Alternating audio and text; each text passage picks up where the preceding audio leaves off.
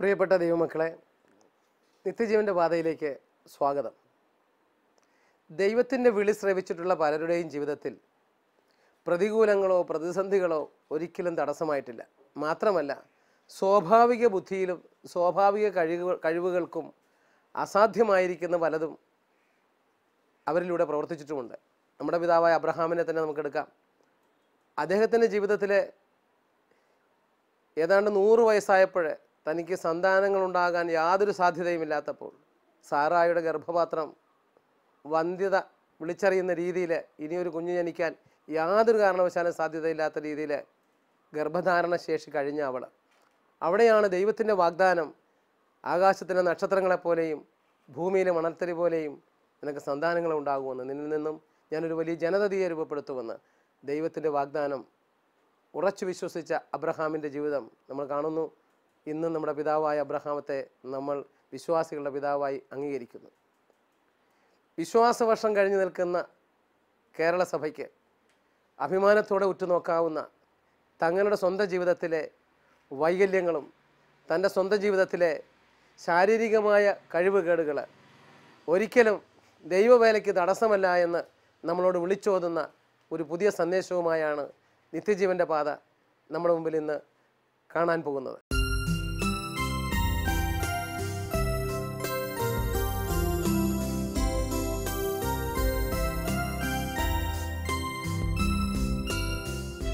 സഹനങ്ങളെ കൃപകളാക്കി മാറ്റുന്ന ഈശോയോട് കൂടെ സഞ്ചരിച്ച് അവിടുത്തെ സുവിശേഷത്തിന്റെ സ്നേഹം മറ്റുള്ളവർക്ക് പകർന്നു ജീവിക്കുന്ന 2 വ്യക്തികളിലൂടെയാണ് ഇന്ന് നാം സഞ്ചരിക്കുന്നത്. ശരീരത്തിന്റെ ബലഹീനതകൾക്കുമപ്പുറം മനസ്സിന് ബലം നൽകുന്ന ഈശോയുടെ സ്നേഹത്തിൽ ആശ്രയിച്ച കോതമംഗലത്തിനടുത്ത് നാടുകാണിയിലുള്ള സാൻജോ ഭവനിലെ ലീലാമ്മയും മേരിയും തങ്ങളുടെ ശരീരത്തിന്റെ വൈകല്യങ്ങൾ മറന്നുകൊണ്ട് സമൂഹത്തിലേക്ക് ഇറങ്ങുകയും അനേകരിലേക്ക് ഈശോയെ പങ്കുവച്ചു നൽകുകയും ചെയ്യുന്നു. ഇവർ അനേകർക്ക് സ്വയം തൊഴിൽ പരിശീലനം നൽകുകയും തികച്ചും വീടുകളിൽ ഒറ്റപ്പെട്ടു കഴിയുന്ന വികലാംഗർക്ക് വേണ്ട ശുശ്രൂഷകൾ പകർന്നു നൽകുകയും ചെയ്യുന്നതുവഴി നമ്മുടെ നാഥന്റെ സ്നേഹത്തിന്റെ സുഗന്ധം അനേകർക്ക് പകർന്നു നൽകുന്നു. ഇടുക്കി ജില്ലയിലെ ഇരട്ടയാർ സ്വദേശിനിയായ ലീലാമ്മ എങ്ങനെയാണ് സാൻജോ ഭവനിലേക്ക് വരാനിടയായതും? എനിക്ക് 1.5 വയസ്സുള്ളപ്പോൾ പോളിയോ വന്നു. ഞാൻ അതിനുശേഷം നടക്കുമായിരുന്നുവെങ്കിലും എപ്പോഴും വീഴുന്ന ഒരു പ്രവണത ഉണ്ടായിരുന്നു. എങ്കിലും പ്രീ ഡിഗ്രി വരെ ഞാൻ പഠിച്ചതിന് ശേഷം എൻ്റെ അപ്പച്ചൻ എന്നെ കാലുകൾ ഓപ്പറേഷൻ ചെയ്യുവാനായി എറണാകുളം ലിസി ഹോസ്പിറ്റലിൽ എത്തിച്ചു. ലിസി ഹോസ്പിറ്റലിൽ ഓപ്പറേഷൻ ചെയ്ത് 3 വർഷത്തോളം ഓപ്പറേഷന് വേണ്ടിയിട്ട് സമയമെടുത്തു. അപ്പം എൻ്റെ ഉള്ളിലൊരു വലിയ വിഷമം ഉണ്ടായിരുന്നു. എൻ്റെ കൂടെ പഠിച്ചവരെല്ലാം ഡിഗ്രി കഴിഞ്ഞു, എനിക്ക് പഠിക്കണമെന്നുള്ളൊരു അതിയായ ആഗ്രഹമുണ്ടായിരുന്നു. അങ്ങനെ ഞാനവിടെ സിസ്റ്റേഴ്സുമായിട്ട് സംസാരിച്ചപ്പോൾ ലിസി ഹോസ്പിറ്റലിലെ സിസ്റ്റർമാരാണ് കരുണാഭവൻ ശ്രീമൂലം നഗരത്തുള്ളൊരു സ്ഥാപനം, അംഗവൈകല്യമുള്ളവർക്ക് വേണ്ടിയുള്ളതാണ്, സിസ്റ്റേഴ്സ് നടത്തുന്നതാണ്. അത് കേട്ടപ്പോൾ എനിക്ക് വലിയ സന്തോഷം തോന്നി. ഞാൻ അവിടെ പഠിക്കുവാനായി ചെന്നപ്പോൾ അവിടെ കണ്ട കാഴ്ച എനിക്ക് ഒത്തിരി വേദനാജനകമാണ്. അവിടെ അംഗവൈകല്യമുള്ള ഒത്തിരി ആളുകളുണ്ട്, ഒത്തിരി സ്ത്രീകൾ പെൺകുട്ടികളുണ്ടായിരുന്നു അവിടെ. അവരെന്ന് പറയുമ്പോൾ നടക്കാൻ പാടില്ലാത്തവരും അതിനോടൊപ്പം കണ്ണറിയാൻ പാടില്ലാത്തവർ, ചെവി കേൾക്കാൻ പാടില്ലാത്തവർ. എൻ്റെ ജീവിതത്തിലെ ഏറ്റവും വേദനാജനകമായ അവസ്ഥയായിരുന്നു. കാരണം അങ്ങനെയുള്ള വ്യക്തികളുമായി കൂട്ടുപിടിക്കുക എന്ന് പറയുന്നത് എനിക്കൊട്ടും താല്പര്യമുള്ള വ്യക്തിയല്ലായിരുന്നു. പക്ഷേ അവിടുത്തെ അവസ്ഥ കണ്ടപ്പോൾ ഞാൻ അവരുടെ കൂടെ ആയിരിക്കാൻ ആഗ്രഹിച്ചു. അവരുടെ കൂടെ നിന്ന് പഠിച്ചു. അവിടെ പഠിച്ചുകൊണ്ടിരുന്നപ്പോൾ ഞങ്ങൾക്ക് പ്രോത്സാഹനം തന്ന ഡോക്ടർ ടോണി ഫെർണാണ്ടസ് ആയിരുന്നു. അദ്ദേഹം പറയും, നിങ്ങൾ വീട്ടിൽ പോയി വെറുതെ ഇരിക്കരുത്, വീട്ടുകാരെ ആശ്രയിച്ചല്ല വളരേണ്ടത്, നിങ്ങൾ പഠിച്ച തൊഴിൽ നിങ്ങൾ ഏത് വിധത്തിലെങ്കിലും ചെയ്യണം. അങ്ങനെ ഒരു തീരുമാനമെടുത്തപ്പോഴാണ് അവിടെ ഇരുന്ന് ഞാനും മേരിയും കൂടി ഒരു തീരുമാനമെടുത്തു, നമുക്കൊരു ചെറിയ തയ്യൽക്കട തുടങ്ങാം. ഞങ്ങളുടെ ലക്ഷ്യം സാമ്പത്തികമായിട്ട് ചില കയ്യിലുണ്ടാകുക, ഞങ്ങളുടെ വീട്ടിലുള്ളവർക്കൊക്കെ ഞങ്ങളുടെ കയ്യിൽ നിന്ന് തന്നെ എന്തെങ്കിലുമൊക്കെ ഒരു സഹായം കൊടുക്കുക, വരുന്നവർക്ക് കൊടുക്കുക എന്നുള്ള ലക്ഷ്യമായിരുന്നു. പക്ഷേ ദൈവം ആഗ്രഹിച്ച മറ്റൊരു വഴിയായിരുന്നു. വാസ്തവത്തിൽ ലീലാമ്മയുടെ വീടിനെ സംബന്ധിച്ചിടത്തോളം ഇരട്ടയാറ് ഞാൻ കേട്ടിരിക്കുന്നിടത്തോളം വളരെ നന്നായി സമ്പത്തൊക്കെ ഉള്ളൊരു വീടാണെന്നാണ് ഞാൻ ധരിക്കുന്നത്.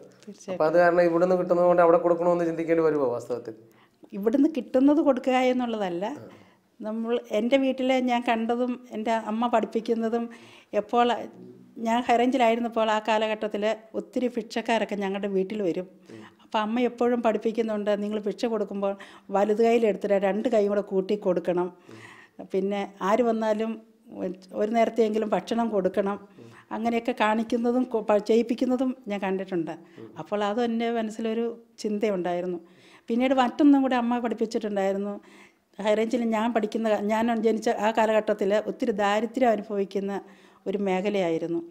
അപ്പോൾ അമ്മ ഞങ്ങളോട് പറയായിരുന്നു, നിങ്ങളുടെ സ്കൂളിൽ നിങ്ങളുടെ ക്ലാസ്സുകളിൽ നിന്ന് ഒരാളെയെങ്കിലും നിങ്ങൾക്ക്, ഞങ്ങൾ സ്കൂളിനോട് ചേർന്നായിരുന്നു ഒരു വീടായതുകൊണ്ട്, നിങ്ങളുടെ ക്ലാസ്സിൽ ആരെങ്കിലും ഭക്ഷണം കഴിക്കാത്തവരുണ്ടെങ്കിൽ ഒരാളെയെങ്കിലും വീട്ടിൽ കൊണ്ടുവരിക, അവർക്ക് ഒരു നേരത്തെ ഭക്ഷണം കൊടുക്കാനായിട്ട് അമ്മ തയ്യാറായിരുന്നു. അപ്പം ഞങ്ങൾ 8 മക്കളുണ്ട്.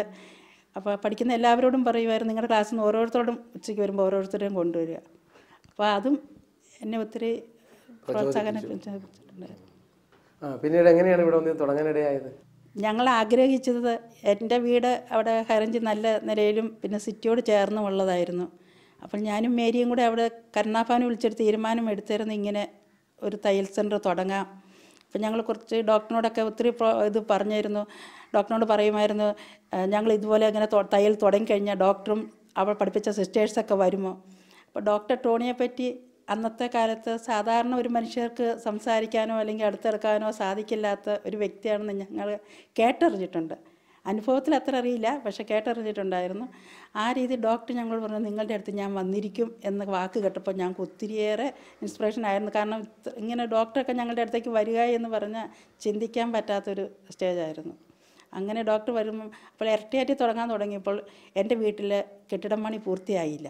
അപ്പോൾ ഡോക്ടറിനോട് പറഞ്ഞ ഡേറ്റ് ദിവസമായി വന്നപ്പോൾ മേരിയുടെ അപ്പച്ചൻ പറഞ്ഞു, ഞങ്ങളിങ്ങനെ മേരിയുടെ ആങ്ങളയുടെ സ്ഥലത്ത് തന്നെ ഒരു കൊച്ചു വീടുണ്ടാക്കി തരാം, നിങ്ങളിവിടെ തുടങ്ങ്, പിന്നീട് നമുക്ക് എന്താണെങ്കിലും തീരുമാനമെടുക്കാമെന്ന് പറഞ്ഞ് ആദ്യ കാലങ്ങളിൽ ഒരു ചെറിയ കെട്ടിടം, അന്ന് 7000 രൂപയാണ് ഞങ്ങളുടെ കെട്ടിടത്തിന് മുടക്കായിട്ടുള്ളൂ. അത് മേരിയുടെ വീട്ടിൽ നിന്ന് വാതിലൊക്കെ അഴിച്ചുകൊണ്ട് വന്നൊക്കെയാണ് അന്ന് പണിത് തന്നത്. അത്ര വലിയ സന്തോഷത്തോടെയാണ് ഞങ്ങൾ തുടങ്ങിയത്. അന്ന് ഏറ്റവും വലിയ സന്തോഷം ഉണ്ടായത് ഡോക്ടർ തന്നെ അന്ന് ഉദ്ഘാടനത്തിന് വന്നു എന്നുള്ളതാണ്. ഡോക്ടർ വന്നെന്ന് കേട്ടപ്പോൾ ഈ പ്രദേശത്ത് നിന്ന് ഒത്തിരി ആൾക്കാർ ഞങ്ങളെ അന്വേഷിച്ച് വരാനിടയായി. അപ്പോൾ സഹോദരി മേരി എങ്ങനെയാണ് ലീലാമ്മയോടൊത്ത് ഇവിടം വരെ എത്തിയതെന്നും ആദ്യ അനുഭവങ്ങളൊന്നും പങ്കുവയ്ക്കാമോ? എനിക്ക് 10 വയസ്സ് ആയപ്പോഴാണ് പോളിയോ വന്ന് എൻ്റെ കാല് തളർന്നു പോകാനിടയായത്. 2 വർഷത്തോളം കിടന്ന കിടപ്പിൽ തന്നെ വീട്ടിൽ കഴിയേണ്ടി വന്നു.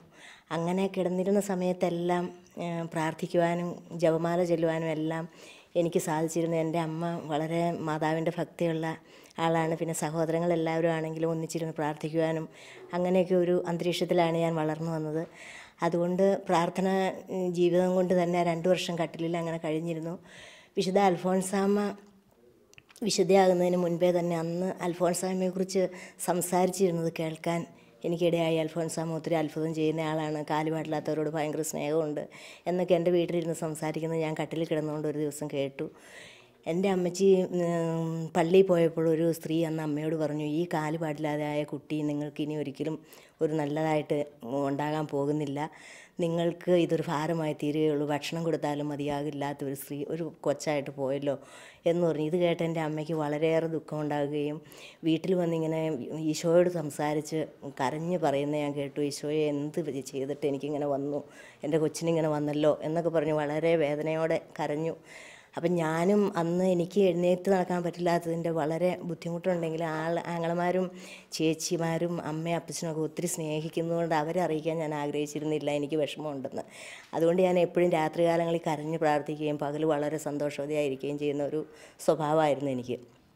അന്ന് ഇത് കേട്ടത് പതിവ് പോലെ ഞാൻ വൈകുന്നേരം എല്ലാവരും പ്രാർത്ഥിച്ച് കഴിഞ്ഞ് കിടന്നപ്പോൾ വളരെയേറെ കരഞ്ഞ് ജപമാല ചൊല്ലിയാൽ പ്രാർത്ഥിക്കാനറിയാവുള്ളൂ.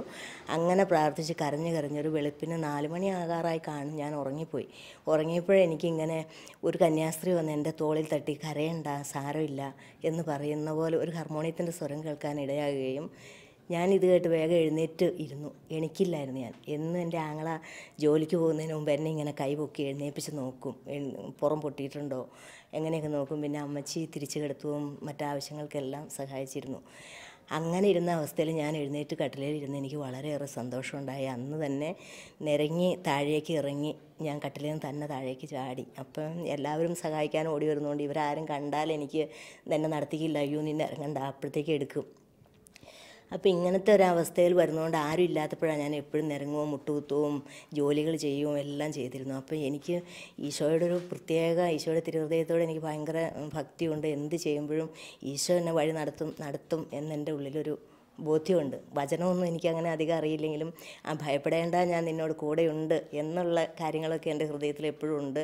അന്ന് ഞാൻ അങ്ങനെ വളരെയേറെ വിഷമം അനുഭവിച്ച് കഴിഞ്ഞിരുന്ന കാലത്ത് സെമിനാരി പഠനത്തിനായിട്ട് ആസാമിൽ പോയിരുന്ന എൻ്റെ ചേട്ടൻ ഇടയ്ക്ക് അവധിക്ക് വരുമ്പോഴെല്ലാം ഞാൻ എൻ്റെ വിഷമാവസ്ഥ പറഞ്ഞ് എന്നെ പഠിക്കാൻ എവിടെയെങ്കിലും ആക്കണമെന്ന് എപ്പോഴും പറയാറുണ്ടായിരുന്നു.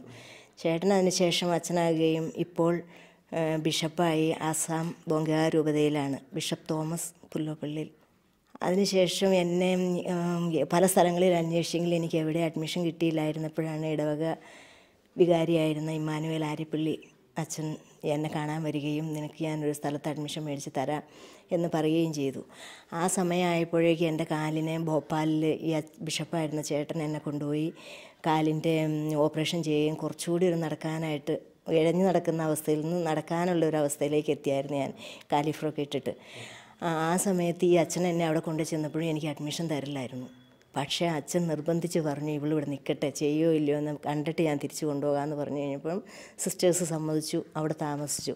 ആ കാലഘട്ടത്തിൽ ഇതുപോലെ എനിക്ക് എപ്പോഴും ഈശോയുടെ ഒരു പ്രാർത്ഥന ഉണ്ടായിരുന്നു, എൻ്റെ ദൈവം എന്നെ പഠിക്കാനായിട്ട് എൻ്റെ ആഗ്രഹം സാധിച്ചു തരണമെന്ന്. ഇപ്പോഴാണ് എനിക്ക് ആ വചനത്തിൻ്റെ കാര്യങ്ങൾ മനസ്സിലാകുന്നത്. കർത്താവ് തൻ്റെ ഭക്തർക്ക് ആഗ്രഹങ്ങൾ സഫലമാക്കും എന്നുള്ളതെല്ലാം. പക്ഷേ അന്ന് ആ അർത്ഥം അങ്ങനെ മനസ്സിലായില്ലെങ്കിലും ഈശോ സാധിച്ച് തരും എന്നെൻ്റെ മനസ്സിലുണ്ടായിരുന്നു.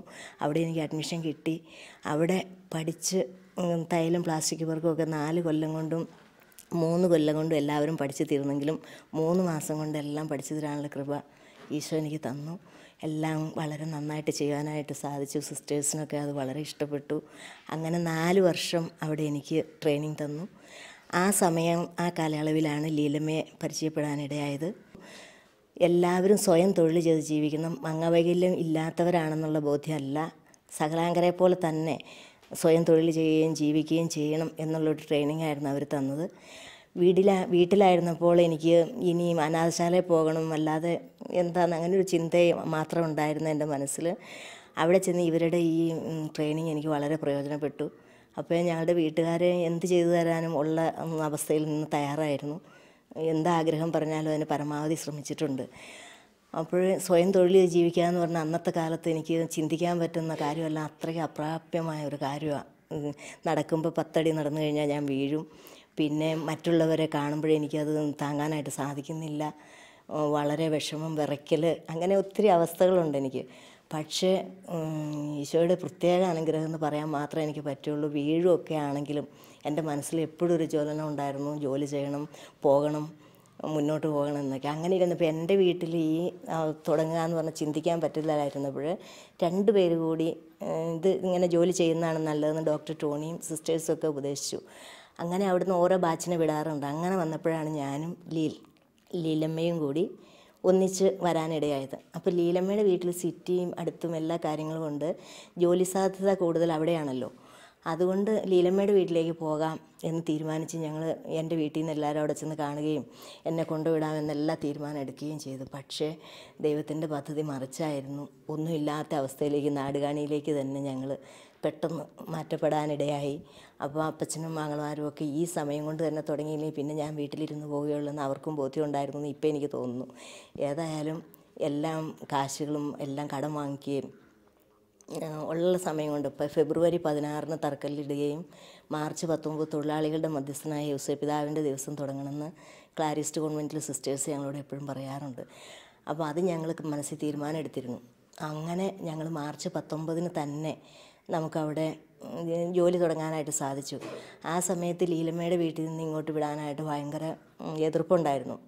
അറിയില്ലാത്തൊരു സ്ഥലത്തേക്ക് വരുന്നു, പിന്നെ ചെറുപ്പകാലമാണ്. അന്നത്തെ കാലത്ത് വികലാംഗരായവരോ സ്ത്രീകൾ തന്നെയോ പുറത്തിറങ്ങി ഒരു ജോലിക്ക് പോകില്ല ഞങ്ങളുടെയൊക്കെ ഒരു കുടുംബ നിലവാരമനുസരിച്ച്. പക്ഷേ എൻ്റെ വീട്ടിൽ നിന്ന് ഞാനും ചോദിച്ചു, ഞങ്ങളിങ്ങനെ പോയാലും നാണക്കേടാകുമോ ഇറങ്ങിപ്പോയാലും. അപ്പോൾ ചേട്ടന്മാരും ചേച്ചിമാരും അപ്പച്ചനും അമ്മയൊക്കെ പറഞ്ഞു, നിങ്ങൾ സ്വയം തൊഴിൽ ചെയ്യുന്നതിന് നിങ്ങൾ മറ്റുള്ളവരെ നോക്കേണ്ട ആവശ്യമില്ല. നിങ്ങൾ നിങ്ങളുടെ വിശ്വാസവും നിങ്ങൾക്ക് ചെയ്യാൻ സാധിക്കുമെന്ന് തോന്നുന്നുണ്ടെങ്കിൽ തമ്പുരാനോട് പ്രാർത്ഥിച്ച് നിങ്ങൾ പോയി തുടങ്ങുക എന്നുള്ളൊരു പ്രോത്സാഹനം ഉണ്ടായിരുന്നു ഞങ്ങൾക്കതുകൊണ്ട്. എപ്പോഴും അതൊരു വലിയ അനുഭവമായിട്ട് മുന്നോട്ട് പോകാനുള്ള ആഗ്രഹം നടത്തി തന്നുകൊണ്ടിരുന്നു. അങ്ങനെയാണ് ഞാനും ലീലമ്മയും നാടുകാണിയിൽ സാൻജോ ഭവൻ എന്ന സാൻജോ വർക്കിംഗ് സെൻറ്റർ എന്ന പേരിൽ അന്ന് ഞങ്ങളത് ഉദ്ഘാടനം ചെയ്യാനായിട്ട് ഡോക്ടർ ടോണിയൊക്കെ വന്നത്. അതിനുശേഷം രാപകൽ ഇല്ലാതെ രാത്രി ഉറങ്ങാൻ തന്നെ അത്രയും പോലും തോന്നാതെ ഞങ്ങൾ ലോൺ എടുത്തായിരുന്നു ഞങ്ങളുടെ ഓരോ കാര്യങ്ങൾ നടത്തിയിരുന്നത്. സ്ഥലം ആങ്ങളയുടെ പറമ്പിലാണ് തുടങ്ങിയിരുന്നതെങ്കിലും ചെറിയ വീട് 7000 രൂപ കടം വാങ്ങിച്ചാണ് തുടങ്ങിയത്. കരുണാഭവനിൽ നിന്ന് ഞങ്ങൾക്ക് 2 പേർക്ക് 1000 രൂപ വീതം തന്നു വിട്ടതുകൊണ്ട് ഒരാളുടെ പൈസയ്ക്ക് മെഷീനും മറ്റേ ആളുടെ പൈസ കൊണ്ട് ഞങ്ങൾ ഈ ചെണ്ടുണ്ടാക്കുമായിരുന്നു. മുടി ചെണ്ടും മറ്റു അങ്ങനത്തെ അലങ്കാര വസ്തുക്കൾ, ഫ്ലവർ വൈസുകളൊക്കെ അതിനു വേണ്ടിയുള്ള സാധനങ്ങളും വാങ്ങിച്ചു. 7000 രൂപ പല ആളുകളോട് കടം വാങ്ങിച്ചായിരുന്നു ഞങ്ങൾക്ക് വീട് പണിയാനായിട്ട് അപ്പച്ചൻ എടുത്തു തന്നത്. പിന്നെ ഞങ്ങൾ 2 പേരും കൂടി ആ ലോൺ അടയ്ക്കണം എന്നുള്ള ആഗ്രഹം സത്യം പറഞ്ഞാൽ ആദ്യം ഞങ്ങളെ മുന്നോട്ട് വെച്ച്. വേറെ ഒരാളോട് വാങ്ങിക്കുക എന്ന് പറയുന്നത് ഞങ്ങൾക്ക് ഇഷ്ടമല്ലായിരുന്നു.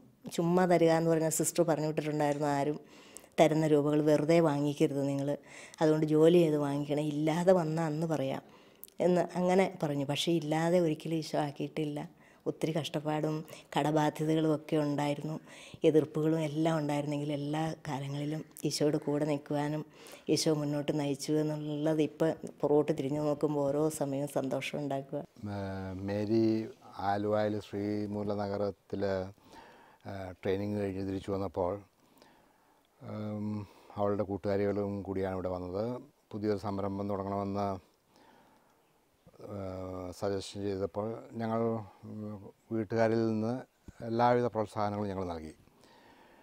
ഒരു പെൺകുട്ടിയായതിനാലോ അല്ലെങ്കിൽ ഹാൻഡിക്യാപ്ഡ് ആയതുകൊണ്ടോ ഞങ്ങൾ യാതൊരു വിധത്തിലുള്ള ഒബ്ജക്ഷൻസും കൊടുക്കാതെ എൻകറേജ് ചെയ്തു. അപ്പോൾ അങ്ങനെ ഒരു സ്വാതന്ത്ര്യം കിട്ടിയപ്പോൾ നാട്ടുകാരുടെയും സഭയുടെയും പ്രത്യേക എൻകറേജ്മെൻറ്റോടുകൂടിയായപ്പോൾ അവർക്ക് പല കാര്യങ്ങളും മുമ്പോട്ട് പോകാൻ പറ്റി. പല കാര്യങ്ങളിലും അവർ മറ്റുള്ളവർക്കൊരു മാതൃക എന്ന പോലെ തന്നെ ഈ ഒരു പ്രസ്ഥാനത്തെ വളർത്തിയെടുക്കാൻ പറ്റി. പ്രധാനമായിട്ടും നാട്ടുകാരുടെ സഹകരണവും സഭാധികാരികളുടെ പ്രോത്സാഹനവുമാണ് ഇവരുടെ ഈ പ്രസ്ഥാനം ഇത്രയെങ്കിലും വളരാൻ പറ്റിയത്. ഇവരുടെ പ്രസ്ഥാനം വഴി പലർക്കും ജീവിതത്തിൽ വളരെ സന്തോഷകരമായ കാര്യങ്ങൾ ചെയ്യാനും മറ്റുള്ളവർക്ക് പ്രോത്സാഹനം കൊടുക്കാനും ഇവരെ കൊണ്ട് സാധിച്ചു. അതുപോലെ തന്നെ ധാരാളം കുട്ടികൾ ഈ സ്ഥാപനങ്ങൾ വഴി പഠിച്ചു പോവുകയും ജീവിതത്തിൽ മുന്നേറാൻ പറ്റിയിട്ടുണ്ട്. അതുപോലെ തന്നെ ധാരാളം സ്ത്രീകളും പെൺകുട്ടികളും ഇവരുടെ സ്ഥാപനത്തിൽ വന്ന് കുറേ കാലങ്ങൾ ചിലവഴിക്കുകയും താമസിക്കുകയും അങ്ങനെ തങ്ങളുടെ ജീവിതത്തിലുള്ള ബുദ്ധിമുട്ടുകളിൽ നിന്ന് ഒരു മാറി നിന്ന് സന്തോഷം കണ്ടെത്തുവാനായിട്ട് സാധിച്ചിട്ടുണ്ട്. അതുപോലെ തന്നെ അവരുടെ സ്ഥാപനങ്ങൾ വഴി പലരെ സഹായിക്കാനും പല വിധത്തിലുള്ള സാമൂഹിക പ്രവർത്തനങ്ങളും സാധിച്ചിട്ടുണ്ട്. അത് ദൈവാനുഗ്രഹവും നാട്ടുകാരുടെ പ്രോത്സാഹനവും സഭയുടെ പ്രോത്സാഹനമാണെന്ന് ഞാൻ വിചാരിക്കുന്നു. നിങ്ങൾ രണ്ടുപേരും കൂടെ യോജിച്ച് ഇങ്ങനൊരു പ്രവർത്തനം ആരംഭിച്ചത് ഇതിപ്പോഴേ ഇവിടുന്ന് വളരെയധികം പേർക്ക് ജീവിതത്തിനൊരു മാർഗം തെളിച്ചു കൊടുക്കാൻ നിങ്ങൾക്ക് സാധിച്ചിട്ടുണ്ട്, കുറേയധികം പേർക്കെങ്കിലും. അതൊക്കെ എങ്ങനെയാണ് ആ വഴിയിലേക്ക് കർത്താവ് നിങ്ങളെ നയിച്ചതെന്ന് പറയാമോ? ഞങ്ങൾ മനസ്സിൽ പ്ലാൻ ചെയ്തോ അല്ലെങ്കിൽ എന്താണ് മുന്നോട്ട് പോകേണ്ടതോ എന്ന ഒരു തീരുമാനം ഞങ്ങൾക്കറിയില്ലായിരുന്നു. ഞങ്ങളുടെ ഉള്ളിൽ തന്നെ ഒരു ചിന്തയുണ്ടായി. ഞാനും മേരിയും കൂടെ എപ്പോഴും ഒരു തീരുമാനം എടുത്ത് ചോദിച്ചു, നമ്മളിങ്ങനെ അന്ന് ഞങ്ങൾ ചെറിയ പെൺകുട്ടികളായിരുന്നു, നമ്മൾ രണ്ടുപേരും തന്നെ ഇങ്ങനെ ജീവിച്ചാൽ അത് ലോകത്തിനോ അല്ലെങ്കിൽ നമ്മുടെ സഭയ്ക്കോ അല്ലെങ്കിൽ സമൂഹത്തിനോ കുടുംബക്കാർക്കൊക്കെ ഒരു നാണംകേട് വരുമോ എന്നൊരു ചിന്ത ഞങ്ങളുടെ ഉള്ളിലുണ്ടായിരുന്നു. അതും ഞങ്ങളുടെ അപ്പച്ചന്മാരോട് ഞങ്ങൾ ഇതിനെപ്പറ്റി ചോദിച്ചു. അവർ ഞങ്ങൾക്ക് പറഞ്ഞു തന്നു, അങ്ങനെയാണെങ്കിൽ നിങ്ങൾ ഡോക്ടറിനോടും നിങ്ങളുടെ സിസ്റ്റേഴ്സിനോടൊക്കെ ചോദിച്ചു നോക്ക്. അപ്പോൾ ഞങ്ങളുടെ മുമ്പിൽ ജോലി ഒത്തിരി ഉണ്ട്. അങ്ങനെ ചോദിച്ചപ്പോൾ അവിടുന്ന് ആ ബാച്ചിൽ പോകുന്ന ഒരു കുട്ടിയെ ഞങ്ങളുടെ അടുത്തേക്ക് ആദ്യം പറഞ്ഞു വിട്ടു. അത് സംസാരിക്കാൻ പറ്റാത്ത ചെവിയൊക്കെ ഇല്ലാത്തൊരു കുട്ടിയാണ്. ഒത്തിരി കാണാൻ സുന്ദരിയായിരുന്നു. പക്ഷേ ഈ ഗ്രാമത്തിൽ വന്നു കഴിയുമ്പോൾ ഒത്തിരി ബുദ്ധിമുട്ടൊക്കെ ഉണ്ടായിരുന്നു ആ കാലഘട്ടത്തിൽ. എന്നാലും അവളുടെ വീട്ടുകാർ 1 വർഷം ഇവിടെ നിർത്തിക്കഴിഞ്ഞപ്പോൾ ഞങ്ങളുടെ കെട്ടിടവും സൗകര്യക്കുറവും ഒക്കെ കണ്ടപ്പോൾ അവരുടെ ഉള്ളിൽ പേടി, ഈ പെൺകുട്ടീനെ ഇവിടെ ഞങ്ങളുടെ അടുത്ത് നിർത്താൻ പറ്റുമോ എന്ന്. അപ്പോൾ അവർ വിളിച്ചതുകൊണ്ട് പോയി. ആ കുട്ടിക്ക് ഭയങ്കര വിഷമമായിരുന്നു ഇവിടുന്ന് പോകാൻ. അതിനുശേഷം വീണ്ടും കാല് പാടില്ലാത്ത ഓരോരുത്തരെയും പറഞ്ഞു വിട്ടു. അവർ 4 കൊല്ലം 5 കൊല്ലം ഒക്കെ ഇവിടെ നിന്നു, സന്തോഷമായി. അതിനുശേഷം അവരുടെയൊക്കെ വിവാഹം കഴിഞ്ഞു. ഒരാൾ കോഴിക്കോടുള്ള ആളായിരുന്നു, ഒരാൾ അങ്കമാലിയിലുള്ളതായിരുന്നു. അവർക്കിപ്പോൾ സുഖമായിട്ട് കുടുംബജീവിതം നയിക്കുന്നു. അങ്ങനെ ഞങ്ങളോടൊപ്പം ജോലി ചെയ്ത് അന്നൊക്കെ ഒത്തിരി ദാരിദ്ര്യമൊക്കെ ഉണ്ടായിരുന്നു. ഒത്തിരി ദാരിദ്ര്യം എന്ന് പറഞ്ഞാൽ ഇന്നത്തെ സ്ഥിതിയല്ല, വെള്ളം പോലും കിട്ടാത്തൊരു ഇതിനിടയിൽ ഞങ്ങൾ തുടങ്ങിയ ഒരു സംഭവം കൂടെ ഒന്ന് ഞാൻ ഇതിനോട് ചേർത്ത് പറയുകയാണ്. ഞങ്ങൾ തുടങ്ങിയ ദിവസം ഏറ്റവും അത്ഭുതകരമായിട്ട് പുറകോട്ട് ചിന്തിച്ചാൽ ഇന്നും എനിക്ക് മറക്കാൻ പറ്റാത്ത 2 കാര്യങ്ങളാണുള്ളത്. ഒന്ന്, ഞങ്ങൾക്കുള്ളത് 1 കിലോ അരി, പിന്നെ ഉള്ളത് ബാലൻസ് ഉള്ളത് 20 രൂപ. അത് ഞാൻ ഇന്നും ഓർക്കുന്നു. ആ 20 രൂപ ഇങ്ങനെ നിവർന്ന് എൻ്റെ ഡയറിക്കുള്ളിൽ ഇരിക്കുകയാണ്. നാളെ നേരം വെളുത്താൽ ഇതല്ലാതെ മറ്റൊന്നും ഞങ്ങളുടെ കയ്യിലില്ല. എങ്ങനെ മുന്നോട്ട് ജീവിക്കുമെന്നോ മുന്നോട്ട് പോകുമെന്നോ ഞങ്ങൾക്കറിയില്ല. ആ സമയത്ത് ആരെങ്കിലും തയ്ക്കാൻ കൊണ്ടുതരുമെന്നോ ഞങ്ങൾക്കറിയാം. മേരി ഈ നാട്ടിലുള്ളതാണെന്ന് പറഞ്ഞാലും ഈ അവസ്ഥയിൽ വന്നതിന് ശേഷം മറ്റുള്ളവരുടെ ഒന്ന് ഫേസ് ചെയ്യാനോ അല്ലെങ്കിൽ അവരോട് സംസാരിക്കാനോ ഒക്കെ വലിയ പേടിയാണ്. പിന്നെ ഞാൻ ഈ നാട്ടിലുള്ള വ്യക്തിയല്ല, ആരെയും അറിയാൻ പാടില്ല. പക്ഷേ ആദ്യമായിട്ട് ഒരു മനുഷ്യൻ ഒരു ഷർട്ട് തയ്ക്കാനായിട്ടാണ് ആദ്യം കൊണ്ടു തന്നത്. അതിന്നും ആ ഷർട്ടിൻ്റെ കളറൊക്കെ എൻ്റെ മനസ്സിൽ ഇപ്പോഴും ഇരിക്കുകയാണ് കൊണ്ടുവന്നത്. പക്ഷേ ഷർട്ടിനാന്ന് ഞങ്ങൾക്ക് അറിയില്ല തയ്ക്കേണ്ടത്, ഇതോ എങ്ങനെയാണെന്ന് അറിയില്ല. എങ്കിലും ഒന്നും ഞങ്ങളുടെ ജീവിതത്തിൽ പറ്റില്ല എന്നൊരു വാക്കില്ല. അപ്പം ഞങ്ങൾ ആ ഷർട്ട് എടുത്തു. ഷർട്ട് ഞങ്ങൾ ആദ്യമായിട്ട് തയ്ച്ചത് സത്യം പറഞ്ഞാൽ ബ്ലൗസ് തയ്ക്കുന്ന പോലെയായിരുന്നു. എങ്കിലും അദ്ദേഹം ഞങ്ങളോട് കുറ്റപ്പെടുത്താതെ ഇന്നതുപോലെ മാറ്റി തയ്ക്കണമെന്ന് പറഞ്ഞു. അന്ന് മുതൽ തമ്പുരാൻ മുന്നോട്ട് ഞങ്ങളെ നയിക്കുകയായിരുന്നു.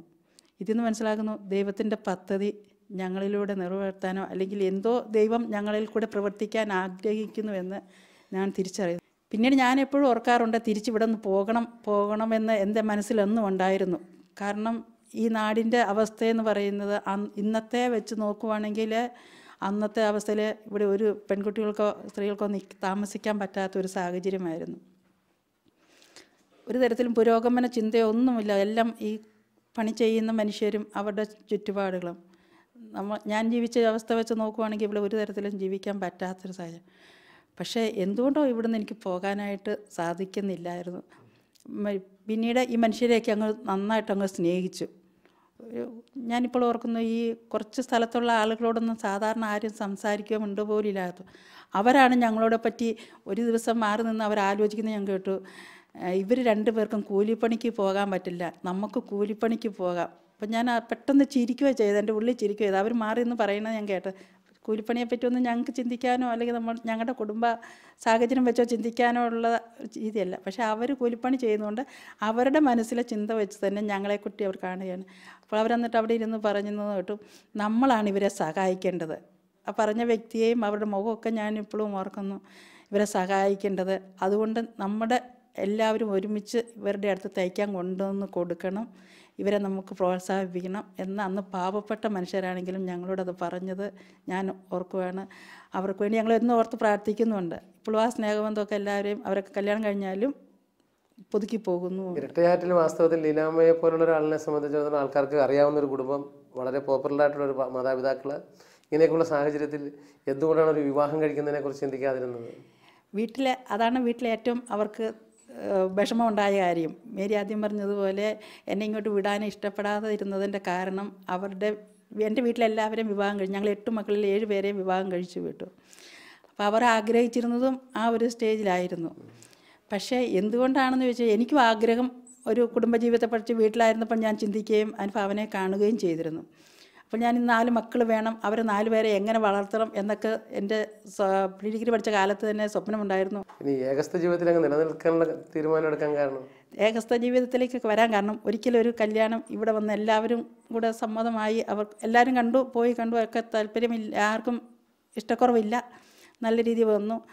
അങ്ങനെ വന്ന ശേഷം ആ മനുഷ്യൻ, ഞാൻ ഡിവൈനിൽ ബൈബിൾ കോളേജിൽ പഠിച്ചുകൊണ്ടിരിക്കുന്ന സമയമാണ്. അപ്പം മേരി എന്നോട് പറഞ്ഞു, നീ ആ കോളേജിൽ പഠനം നിർത്തി ഇങ്ങോട്ട് പോരുക, ഇനി 2 ആഴ്ചയും കൂടി ഉണ്ട്. അപ്പം ഞാൻ പറഞ്ഞു, ഇത്രയും നാൾ നിൽക്കാമെങ്കിൽ ഈ 2 ആഴ്ചയും കൂടെ കഴിഞ്ഞുള്ള കല്യാണം മതി, 2 ആഴ്ച കൂടെ എൻ്റെ കോഴ്സ് അങ്ങ് പൂർത്തിയാക്കട്ടെ, പിന്നീട് ഒരിക്കലും അത് പൂർത്തിയാക്കാൻ സാധിക്കില്ല, അതുകൊണ്ട് അത് പൂർത്തിയാക്കി. എനിക്ക് മൈക്കിളച്ചനെ ഭയങ്കര ഇഷ്ടമാണ്, മൈക്കിളച്ചൻ്റെ ക്ലാസ് തീരാതെ ഞാൻ പോരുന്നില്ല എന്ന് പറഞ്ഞു. അപ്പോൾ ഈ വ്യക്തി എന്നെ കാണുവാനായിട്ട് ഡിവൈനിൽ വന്നു. അതെനിക്ക് ഒട്ടും താല്പര്യമായില്ല. എന്തിനാ അവിടെ വന്നത്, അത് വീട്ടിൽ പറഞ്ഞ് വീട്ടുകാർ തമ്മിൽ തീരുമാനിക്കേണ്ട കാര്യമല്ലേ ഉള്ളൂ എന്നുള്ളൊരു ചിന്ത എൻ്റെ മനസ്സിൽ പെട്ടെന്ന് തോന്നി. അതിനുശേഷം ഞാൻ വീണ്ടും ഒരു തീരുമാനം എടുക്കാൻ ഇങ്ങനെ വിഷമിച്ചിരുന്നപ്പോൾ പനക്കിലച്ചനെ ഒന്ന് കാണുവാനും പനക്കിലച്ചനോട് ഞാനൊരു തീരുമാനത്തിന് വേണ്ടിയിട്ട് ചോദിച്ചു. അപ്പം അച്ഛൻ എന്നോട് പറഞ്ഞു, പ്രാർത്ഥിച്ചിട്ട് പറഞ്ഞത് ഇങ്ങനെയാണ്, ദൈവം നിന്നിലൂടെ ആഗ്രഹിക്കുന്നത് അന്ധരായ മക്കളെ നയിക്കാനാണ്, അതായിരിക്കും കൂടുതൽ നല്ലത് എന്ന്. അങ്ങനെ ഒരു വാക്ക് കേട്ടപ്പോൾ എൻ്റെ മനസ്സിൽ പെട്ടെന്ന് തീരുമാനം എടുക്കാൻ സാധിച്ചു. പിന്നീട് വിവാഹം എന്ന ചിന്തയെക്കുറിച്ച് ആലോചിച്ചിട്ടേയില്ല. അതൊരു ഉറച്ച തീരുമാനമായിരുന്നു. അതുവരെ എൻ്റെ ഉള്ളിലൊരു ചിന്ത ഉണ്ടായിരുന്ന ഇങ്ങനെയാണ്, എല്ലാവരും ജീവിക്കുമ്പോൾ ഞാനിങ്ങനെ ഒറ്റപ്പെട്ട് കളയും, വല്ലവരുടെയും മുമ്പിലൊക്കെ കൈനീട്ടി ജീവിക്കേണ്ടി വരും എന്നൊരു ഒരു ചിന്ത എൻ്റെ മനസ്സിൽ നിന്ന്. കാരണം പ്രായമായി കഴിയുമ്പോൾ നമ്മൾ കണ്ടിരിക്കുന്നതും കേട്ടിരിക്കുന്നതും എല്ലാം അങ്ങനെയാണല്ലോ. അപ്പോൾ ആ രീതിയിൽ വരും എന്നൊരു ചിന്ത എൻ്റെ മനസ്സിലുണ്ടായിരുന്നുകൊണ്ട് അങ്ങനെ ഒരു തീരുമാനം എടുക്കാൻ എനിക്ക് സാധിച്ചത് പനിക്കലച്ചനിലൂടെയാണ്. ഇപ്പോൾ അത് വളരെയധികം ഉപകാരമായി തോന്നുന്നുണ്ടോ? തീർച്ചയായിട്ടും. ഇന്ന് ഞാൻ എവിടെ ഇരുന്നാലും ഇന്ന് എന്നെ സംബന്ധിച്ചിടത്തോളം ഒത്തിരി സ്ഥലങ്ങളിൽ എത്തിച്ചു. കാരണം നാടുകാണിയിൽ ഇടവകയിലാണെങ്കിൽ പ്രാർത്ഥനാ ഗ്രൂപ്പിൽ ഞാൻ ഇടപെടുന്നുണ്ട്, വിൻസെൻ്റ് പോളിലുണ്ട്. പിന്നെ നമ്മൾ സബ് സോണിൽ ചെന്ന് കഴിഞ്ഞാൽ ഞാൻ സർവീസ് ടീമിലുണ്ട്. സർവീസ് ടീമിലാണെങ്കിൽ ഇപ്പോൾ 3ാമത്തെ പ്രാവശ്യം ഇലക്റ്റഡാണ്. വീണ്ടും നമ്മുടെ രൂപതയുടെ സിംഗിൾസ് മിനിസ്ട്രിയുടെ മെമ്പറാണ്. വീണ്ടും മൗസിലേക്ക് വന്നു കഴിഞ്ഞാൽ സെൻട്രൽ മിനിസ്ട്രിയിലെ ഒരു മെമ്പർ ആയിട്ട് തന്നെ തിരഞ്ഞെടുത്തിട്ടുണ്ട്. അതും 6ാമത്തെ തവണയാണ്. ഞാൻ പിന്നെ വേറെ നിർമ്മല ഗ്രാമിൽ ഇവിടെ ധ്യാന കേന്ദ്രമുണ്ട്, അവിടെ ശുശ്രൂഷ ചെയ്യാനും വചനപ്രഘോഷണത്തിനും അങ്ങനെയൊക്കെ പോകുന്നു. അതുപോലെ രൂപതയുടെ വിവിധ സ്ഥലങ്ങളിലെ വചനപ്രഘോഷണത്തിന് എന്തിനും വേണിക്കും. അപ്പോൾ ആഴ്ചയിൽ എനിക്ക് തോന്നുന്നു 7 ദിവസം ഉണ്ടെങ്കിൽ 5 ദിവസം പുറത്തു പോകുവാനും ഉള്ള കൃപ തമ്പുരാൻ തന്നിരിക്കുന്നത് ഈ ഏകസ്ഥ ജീവിതത്തെ കൊണ്ട് തന്നെയാണ്. വാസ്തവത്തിൽ നിങ്ങൾ രണ്ടുപേരോടൊപ്പമായിരുന്നപ്പോൾ നിങ്ങളിലൂടെ കർത്താവ് ചെയ്യുന്ന ഒത്തിരി കാര്യങ്ങൾ അനേകം മനുഷ്യർക്ക് സഹായകമാകുന്നുണ്ട്. ഇവരുടെ ജീവിതത്തിലൂടെ നമ്മൾ കടന്നുപോയപ്പോഴേ വളരെയധികം കാര്യങ്ങൾ ഇനിയും നമുക്ക് ശ്രമിക്കേണ്ടതുണ്ട്. ധാരാളം കാര്യങ്ങൾ ഇവർ ചെയ്തുകൊണ്ടിരിക്കുന്നത്, അതെല്ലാം മറ്റൊരു എപ്പിസോഡിൽ നമുക്ക് ശ്രമിക്കാം. അത് പങ്കുവയ്ക്കുവാൻ നമുക്ക് അടുത്ത ആഴ്ചയിൽ ഒരുമിച്ച് കൂടാം. ശിഷ്യനായ യേശു വിളിക്കുന്നു, സാക്ഷിയായി നിന്നെ വിളിക്കുന്നു, കലപ്പയിൽ കൈവച്ചു പിന്തിരിഞ്ഞിടാതെ യേശുവിൻ സാക്ഷിയായി നീ നീങ്ങണം. ശിഷ്യനായ യേശു വിളിക്കുന്നു, സാക്ഷിയായി നിന്നെ വിളിക്കുന്നു.